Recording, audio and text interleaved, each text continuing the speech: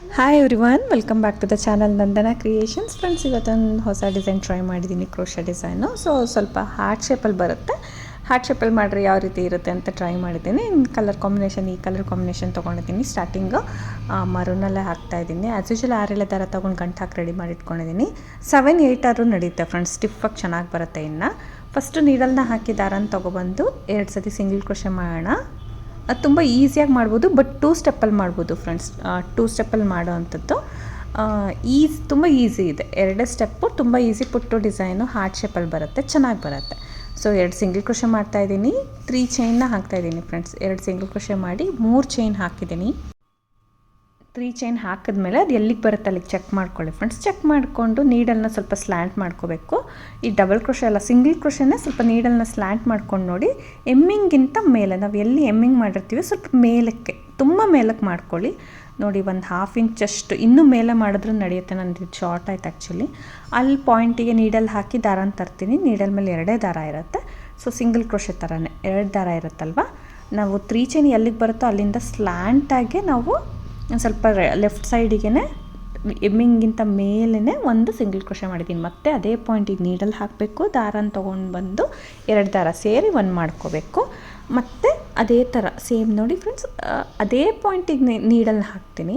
Same ಪಾಯಿಂಟಿಗೆ ನೀಡಲ್ನ ಹಾಕೋಣ. ದಾರನ ತೊಗೊಂಡು ಬಂದು ಈ 2 ದಾರ ಸೇರಿ 1 ಮಾಡ್ಕೊಳ್ಳೋಣ. ಸ್ವಲ್ಪ ಆರಾಮ್ಸಾಗಿ ಮಾಡಬೇಕು, ಯಾಕಂದರೆ ನಮಗೆ ಬಟ್ಟೆ ಏನಿದೆ ಅದು ಫೋಲ್ಡ್ ಆಗಬಾರ್ದು ಫ್ರೆಂಡ್ಸ್. ನಾವು ಟೈಟಾಗೆಲ್ಲ ಎಳೆದ್ಬಿಟ್ರೆ ಅದು ಫೋಲ್ಡ್ ಆಗಿಬಿಡುತ್ತೆ.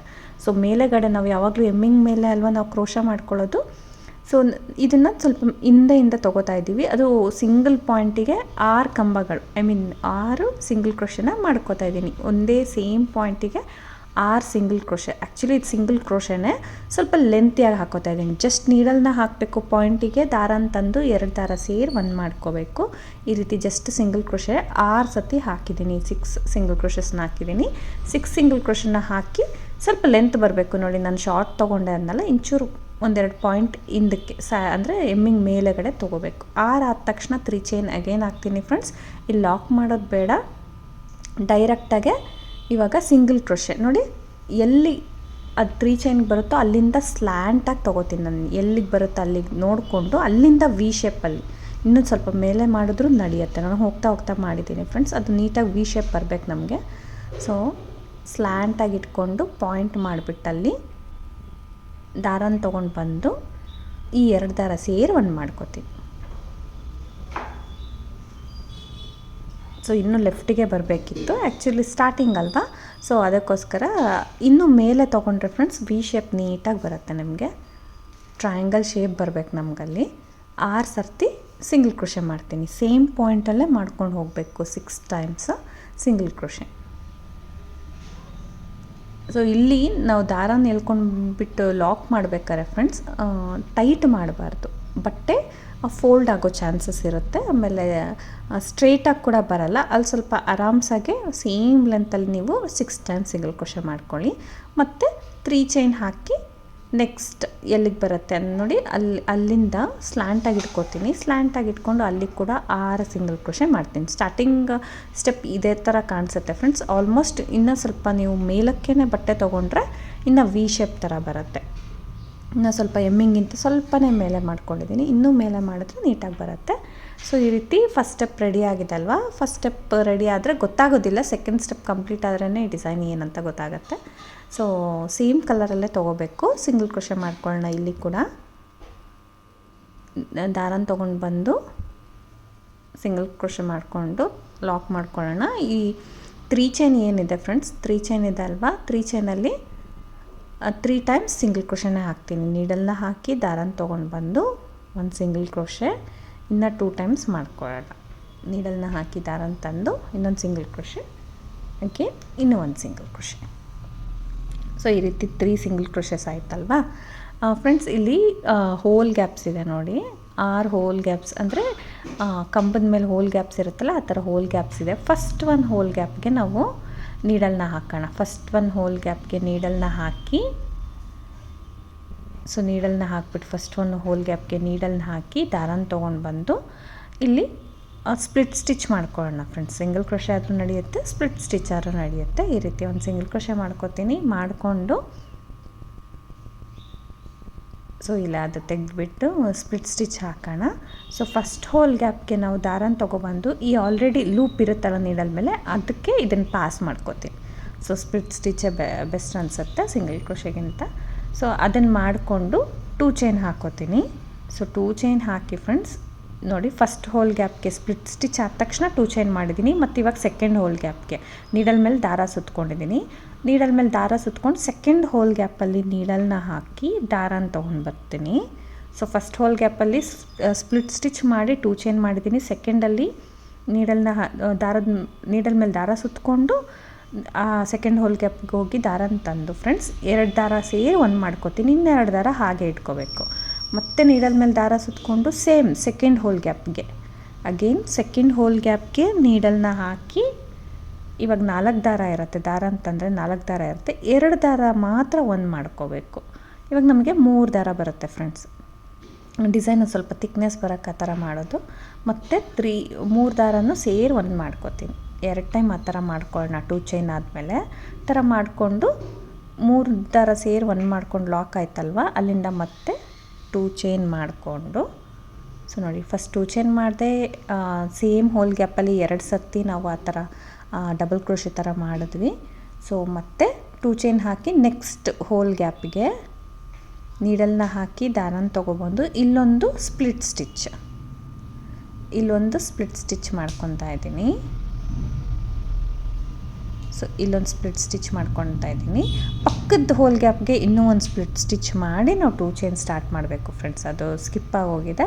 ಸೊ ಇನ್ನೂ ಒಂದು ಸ್ಪ್ಲಿಟ್ ಸ್ಟಿಚ್ ಮಾಡಿಕೊಂಡು ಪಕ್ಕದ ಹೋಲ್ ಗ್ಯಾಪ್ಗೆ ಅಂದರೆ 4th ಹೋಲ್ ಗ್ಯಾಪ್ಗೆ ಇನ್ನೊಂದು ಸ್ಪ್ಲಿಟ್ ಸ್ಟಿಚ್ ಮಾಡಿಕೊಂಡು 2 ಚೈನ್ ಮಾಡಿ ಅಗೇನ್ 5th ಹೋಲ್ ಗ್ಯಾಪ್ಗೆ ನೀಡಲ್ನ ಹಾಕಿ ದಾರನ ತೊಗೊಂಡು ಬಂದು 2 ದಾರ ಸೇರಿ 1 ಮಾಡ್ಕೊತೀನಿ.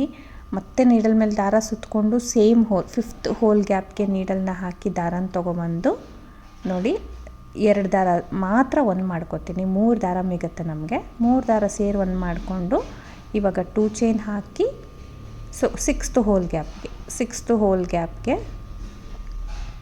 6ನೇ ಹೋಲ್ ಗ್ಯಾಪ್ಗೆ ನೀಡಲ್ನ ಹಾಕಿ ದಾರನ ತಂದು ಸ್ಪ್ಲಿಟ್ ಸ್ಟಿಚ್ ಈ ದಾರನ ಇರೋ ಲೂಪಿಂದ ಪಾಸ್ ಮಾಡ್ಕೊತೀನಿ.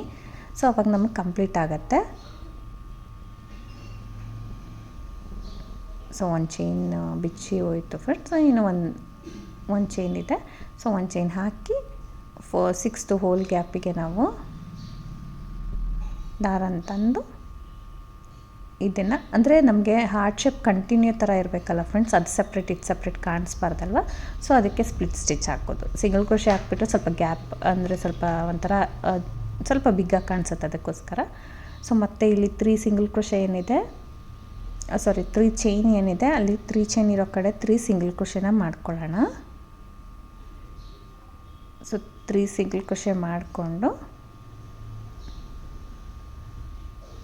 ಸೊ ಇದು ಸ್ವಲ್ಪ ಎಕ್ಸ್ಪ್ಯಾಂಡ್ ಮಾಡಬೇಕು ಡಿಸೈನು. 2 ಚೈನ್ದು ಕಂಪ್ಲೀಟ್ ಒಂಥರ ಕಂಜೆಸ್ಟ್ ಆಗಿರುತ್ತಲ್ಲ, ಸ್ವಲ್ಪ ಎಕ್ಸ್ಪ್ಯಾಂಡ್ ಮಾಡ್ಕೊಳ್ಳೋಣ, ನೀಟಾಗಿ ಕೂತ್ಕೊಳ್ಳುತ್ತೆ. ಅಲ್ಲಿಂದ ಸೊ ಮತ್ತೆ ಫಸ್ಟ್ ಹೋಲ್ ಗ್ಯಾಪಿಗೆ ಫ್ರೆಂಡ್ಸ್, ಫಸ್ಟ್ ಹೋಲ್ ಗ್ಯಾಪಿಗೆ ನೋಡಿ ಹೋಲ್ಸ್ ಕಾಣಿಸುತ್ತಲ್ಲ, ಫಸ್ಟ್ ಒನ್ಗೆ ಹಾಕಬೇಕು. ನೀಡಲ್ನ ಹಾಕಿ ದಾರನ ತೊಗೊಬಂದು ಸೊ ಸಿಂಗಲ್ ಕ್ರೋಶೆ ಆದರೂ ನಡೆಯುತ್ತೆ, ಸ್ಪ್ಲಿಟ್ ಸ್ಟಿಚ್ ಆದರೂ ನಡೆಯುತ್ತೆ. ಸೊ ದಾರನ ತೊಗೊಬಂದು ಸ್ಪ್ಲಿಟ್ ಸ್ಟಿಚ್ ಮಾಡ್ಕೊಳ್ಳೋಣ. ಫಸ್ಟ್ ಹೋಲ್ ಗ್ಯಾಪ್ಗೆ ಮಾಡಿಕೊಂಡು 2 ಚೈನ್ಸ್ ಮಾಡ್ಕೊಳ್ಳೋಣ. 2 ಚೈನ್ ಫಸ್ಟ್ ಹೋಲ್ ಗ್ಯಾಪ್ಗೆ ಸ್ಪ್ಲಿಟ್ ಸ್ಟಿಚ್ಚು 2 ಚೈನ್ ಮಾಡಿಕೊಂಡು ನೆಕ್ಸ್ಟ್ ಸೆಕೆಂಡ್ ಹೋಲ್ ಗ್ಯಾಪ್ಗೆ ನೀಡಲ್ ಮೇಲೆ ದಾರ ಸುತ್ಕೋಬೇಕು. ಸೆಕೆಂಡ್ ಹೋಲ್ ಗ್ಯಾಪ್ಗೆ ನೀಡಲ್ನ ಹಾಕಿ ದಾರನ ತಂದು 3 ದಾರ ಇರುತ್ತಲ್ವ, ಫಸ್ಟ್ 2 ದಾರ ಮಾತ್ರ 1 ಮಾಡ್ಕೊಳ್ಳೋಣ. ಮತ್ತೆ ನೀಡಲ್ ಮೇಲೆ ದಾರ ಸುತ್ಕೋಬೇಕು. Same hole gap second hole ಗ್ಯಾಪ್ಗೆ ನೀಡಲ್ನ ಹಾಕಿ ದಾರನ ತೊಗೊಂಡು ಬಂದು ಅಗೇನ್ 2 ದಾರ ಮಾತ್ರ 1 ಮಾಡ್ಕೊಳ್ಳೋಣ. ಆವಾಗ ನಮಗೆ 3 ದಾರ ಇರುತ್ತೆ ನೀಡಲ್ ಮೇಲೆ. ಸೊ ಇವಾಗ 3 ದಾರನ ಸೇರಿ 1 ಮಾಡಿಕೊಂಡು 2 ಚೈನ್ ಎಕ್ಸ್ಟ್ರಾ ಹಾಕ್ಕೊಳ್ಳೋಣ ಫ್ರೆಂಡ್ಸ್. 2 ಚೈನ್ ಎಕ್ಸ್ಟ್ರಾ ಹಾಕ್ಕೊಂಡು 3rd ಹೋಲ್ ಗ್ಯಾಪ್ಗೆ 3ನೇ ಹೋಲ್ ಗ್ಯಾಪ್ಗೆ ನಾನು ಸ್ಪ್ಲಿಟ್ ಸ್ಟಿಚ್ ಮಾಡ್ತೀನಿ. ಆ ದಾರನ ಈ ಲೂಪಿಂದ ಎಳ್ಕೊಳ್ಳೋದು. 4th ಹೋಲ್ ಗ್ಯಾಪ್ಗೆ ಅಗೇನ್ ಸ್ಪ್ಲಿಟ್ ಸ್ಟಿಚ್, ಇನ್ನೂ 1 ಟೈಮ್ ಸ್ಪ್ಲಿಟ್ ಸ್ಟಿಚ್ ಮಾಡೋಣ. ಫಸ್ಟ್ ಒನ್ನಲ್ಲಿ ಹೇಳ್ದೆ ಅಲ್ಲ ಫ್ರೆಂಡ್ಸ್, ಅದು ತೋರಿಸ್ತಾ ಇಲ್ಲ. ಸೊ ಅದಕ್ಕೋಸ್ಕರ ಇಲ್ಲಿ ಇನ್ನೊಂದು ಸತಿ ಸ್ಪ್ಲಿಟ್ ಸ್ಟಿಚ್ ಹಾಕಿ 2 ಚೈನ್ ಹಾಕ್ಕೋಬೇಕು. ನಮ್ಗೆ ಆ ಗ್ಯಾಪ್ ಅನ್ನೋದು ನೀಟಾಗಿ ಕಾಣಿಸ್ಬೇಕಲ್ವ. ಸೊ ಮತ್ತೆ 5th ಹೋಲ್ ಗ್ಯಾಪ್ಗೆ 4th ಆಯಿತು ಸ್ಪ್ಲಿಟ್ ಸ್ಟಿಚ್ ಹಾಕಿ 2 ಚೈನ್ ಹಾಕಿದ್ದೀನಿ. 5th ಮತ್ತೆ ನೀಡಲ್ ಮೇಲೆ ದಾರ ಸುತ್ಕೊಂಡು 3 ದಾರ ಇರುತ್ತಲ್ಲ 2 ದಾರ ಒಂದು ಮಾಡ್ಕೊಳ್ಳೋದು, ನೀಡಲ್ ಮೇಲೆ ದಾರ ಸುತ್ಕೊಂಡು ಗ್ಯಾಪಲ್ಲಿ ಹೋಗಿ ದಾರ ಅಂತಂದು 2 ದಾರ ಒಂದು ಮಾಡಿಕೊಂಡು 3 ದಾರ ಬರುತ್ತೆ ಲಾಸ್ಟಲ್ಲಿ. 3 ದಾರ ಸೇರಿ ಒಂದು ಮಾಡಿ 2 ಚೈನ್ ಹಾಕಿ ಲಾಸ್ಟ್ ಹೋಲ್ ಗ್ಯಾಪ್ಗೆ ನಾವು ಸ್ಪ್ಲಿಟ್ ಸ್ಟಿಚ್ ಹಾಕಿ ಕಂಪ್ಲೀಟ್ ಮಾಡ್ತೀನಿ. ಸೊ ಈ ರೀತಿ ನಮಗೆ ಮೇಲೆ 2 ಚಿಕ್ಕ ಚಿಕ್ಕ ಆರ್ಚ್ ಬಂದಂಗೆ ಬರುತ್ತೆ ಫ್ರೆಂಡ್ಸ್. ಚಿಕ್ಕ ಚಿಕ್ಕ ಆರ್ಚ್ ಬಂದಂಗೆ ಮಾಡಬೇಕು. ಸೊ ನಮಗೇನು ಟ್ರಯಾಂಗಲ್ ಶೇಪ್ ನಾವು ಬೇಸ್ ಮಾಡಿದ್ವಿ ಅದ್ರ ಮೇಲ್ಗಡೆ ಚಿಕ್ಕದು ಯು ಶೇಪ್ ಆರ್ಚ್ 2 ಬರೋಂಗೆ ನಾವು ಮಾಡ್ಕೋಬೇಕು. ಅವಾಗ ನಮಗೆ ಹಾರ್ಟ್ ಶೇಪ್ ಥರ ಬರುತ್ತೆ. ಕೆಳಗಡೆ ಟ್ರಯಾಂಗಲ್ ಶೇಪ್ ನೀಟಾಗಿ ವಿ ಶೇಪಲ್ಲಿ ಬಂದಿದ್ದಿದ್ರೆ ಪ್ರಾಪರ್ ಪಾಯಿಂಟ್ ಇದ್ದಿದ್ರೆ ನಿಮ್ಗೆ ಇನ್ನೂ ಪ್ರಾಪರಾಗಿ ಕಾಣಿಸೋದು. ನೋಡಿ ಈ ಥರ ಹಾರ್ಟ್ ಶೇಪಲ್ಲಿ ಕಾಣಿಸ್ತಾ ಇದೆ. ಸೊ ಕಂಪ್ಲೀಟಾಗಿ ಕವರ್ ಆದಾಗ ಫ್ರೆಂಡ್ಸ್ ನೀಟಾಗಿ ಗೊತ್ತಾಗುತ್ತೆ ನಮಗೆ ಹಾರ್ಟ್ ಶೇಪಲ್ಲಿ ನಾವು ಹಾಕಿದ್ದೀವಿ ಡಿಸೈನ್ ಅಂತ. ಸೊ ಈ ರೀತಿ ಹಾಕ್ಕೊಂಡು ಹೋಗಿದ್ದೀನಿ. ಸೊ ಸ್ವಲ್ಪ ಸಿಂಪಲ್ ಡಿಸೈನ್ ಫ್ರೆಂಡ್ಸ್, 2 ಸ್ಟೆಪ್ಪಲ್ಲಿ ಬರುತ್ತೆ. ನಾನು ಹೇಳಿದೆ ಅಲ್ಲ, ಎಷ್ಟು ನಾವು ಎಮ್ಮಿಂಗಿಂದ ಮೇಲೆ ಬಟ್ಟೆಗೆ ಹಾಕ್ತೀವಿ ಅಷ್ಟು ಪ್ರಾಪರಾಗಿ ನಮಗೆ ನೀಟಾಗಿ ಕಾಣಿಸುತ್ತೆ. ವಿ ಶೇಪ್ ಕಾಣಿಸಿದ್ರೆ ನಮಗೆ ಮೇಲ್ಗಡೆ ಮಿನಿ ಆರ್ಚು ಹಾರ್ಟ್ ಶೇಪಲ್ಲಿ ಬರೋ ಥರ ಕಾಣುತ್ತೆ. ನಿಮಗೆ ಬೇಕಂದರೆ ನಾವೇನು 3 ಚೈನ್ ಗ್ಯಾಪ್ ಮಾಡಿದ್ದೀವಿ ಅಲ್ಲೊಂದು ಚಿಕ್ಕದು ಬಿಗ್ ಸೈಜ್ ಬೀಡ್ ಹಾಕ್ಬೋದು, ಇಲ್ಲ ಚಿಕ್ಕ ಬೀಡ್ ಹಾಕ್ಬೋದು, ಇಲ್ಲ ಈವನ್ ಕುಚ್ಚು ಬೇಕಂದರೆ ಕಟ್ಕೋಬೋದು ಫ್ರೆಂಡ್ಸ್. ನಾನು ಇಲ್ಲಿ ಜಸ್ಟ್ ಹಾಗೆ ಬಿಟ್ಟಿದ್ದೀನಿ. ಕುಚ್ಚು ಕಟ್ಟಿ ತೋರಿಸ್ಬೋದಿತ್ತು. ಸ್ವಲ್ಪ ಕುಚ್ಚು ಕಟ್ಟೋಕ್ಕಂದರೆ ಇನ್ನೂ ಸ್ವಲ್ಪ ಸ್ಪೇಸ್ ತೊಗೋಬೇಕಿತ್ತು ಅನ್ನಿಸ್ತು ನನಗೆ, ಯಾಕಂದರೆ ಕಂಜಸ್ಟ್ ಅನಿಸ್ಬಿಡುತ್ತೆ. ಅದಕ್ಕೋಸ್ಕರ ಇದು ಪ್ರಾಪರಾಗಿ ಹಾರ್ಟ್ ಶೇಪ್ ಕಾಣಲಿ ಅಂತ ಹಾಗೆ ಬಿಟ್ಟಿದ್ದೀನಿ. ಸೊ ಈ ಥರ ಕಾಣಿಸ್ತಾ ಇದೆ ಫ್ರೆಂಡ್ಸ್. ನಿಮ್ಗೆ ಇಷ್ಟ ಆಗಿದೆ ಅಂದ್ಕೊಳ್ತೀನಿ. ಸೊ ಇಷ್ಟ ಆಗಿರೋ ಖಂಡಿತ ಲೈಕ್ ಕೊಡೋಣ ಮರಿಬೇಡಿ. ಹೊಸಬ್ರು ನೋಡ್ತಾ ಇದ್ದಾರೆ ಪ್ಲೀಸ್ ಸಬ್ಸ್ಕ್ರೈಬ್ ಮಾಡಿ ಸಪೋರ್ಟ್ ಮಾಡಿ.